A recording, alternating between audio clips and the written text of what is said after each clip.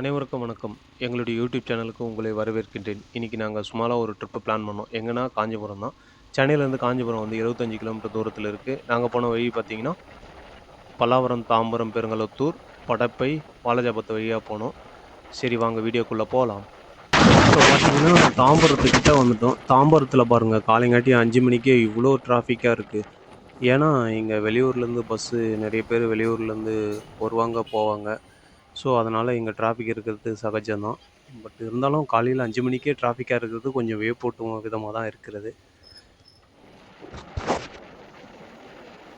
காஞ்சிபுரம்னு எடுத்துக்கிட்டிங்கன்னா 3 விஷயத்த நம்ம சொல்லலாம். ஒன்று பார்த்தீங்கன்னா பட்டுப்புடவை, 2வது கல்வி, 3வது பார்த்தீங்கன்னா கோவில்கள். ஏன்னா காஞ்சிபுரத்தில் நிறைய கோவில்கள் வந்து பழமையான கோவில்கள் நிறைய இருக்கின்றது. அதில் வந்து காஞ்சி காமாட்சி, கைலாசநாதர் கோவில், வரதராஜ பெருமாள் கோவில், ஏகாம்பரநாதர் கோவில் இதெல்லாம் நம்ம சொல்லலாம்.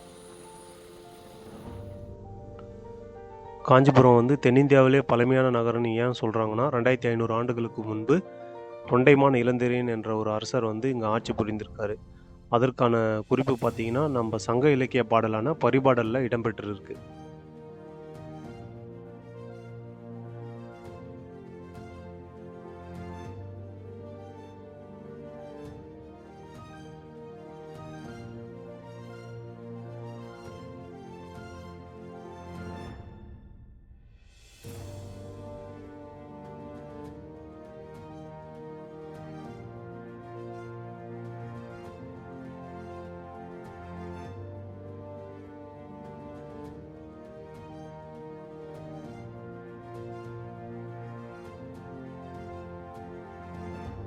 ஃபைனலாக நாங்கள் காஞ்சிபுரம் வந்துட்டோம்.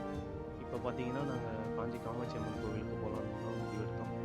பாருங்கள் கோவில் எவ்வளோ அழகாக சூப்பராக இருக்குது, காலையில் அற்புதமாக இருக்குது. சரி வாங்க கோவிலுக்குள்ளே போயிட்டு கோவிலில் என்னென்ன இருக்குதுன்னு பார்க்கலாம்.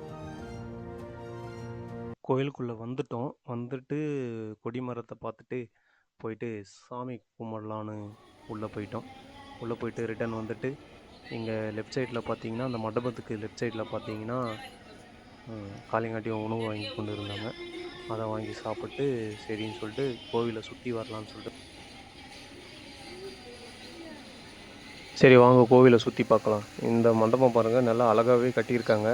காலையில் இந்த புறாக்கள், அந்த கோபுரம், அந்த மேகம், அந்த சூரிய வெளிச்சம் இது எல்லாமே சேர்ந்து ஒரு ரம்மியமாக காட்சி அளிக்கிறது. இந்த குளத்தோட தண்ணி பாருங்கள், தண்ணி வந்து அந்த சூரிய வெளிச்சம் பட்டு மின்னுது. அங்கே ஒருத்தர் மீனுக்கு உணவு வாங்கி போட்டுக்கிட்டே போகிறாரு. இந்த கோபுரத்தோட அழகை பாருங்கள் எவ்வளோ அழகாக இருக்குது. இந்த கோவில் பார்த்தீங்கன்னா பல்லவ மன்னர்களால் கட்டப்பட்டது. ஆண்டு பார்த்தீங்கன்னா கிபி 6ஆம் நூற்றாண்டு வாக்கில் இருக்கும். அதை தொடர்ந்து சோழர்கள், விஜயநகர பேரரசு அவங்க எல்லாமே இந்த கோவிலை வந்து புறணமிச்சாங்க.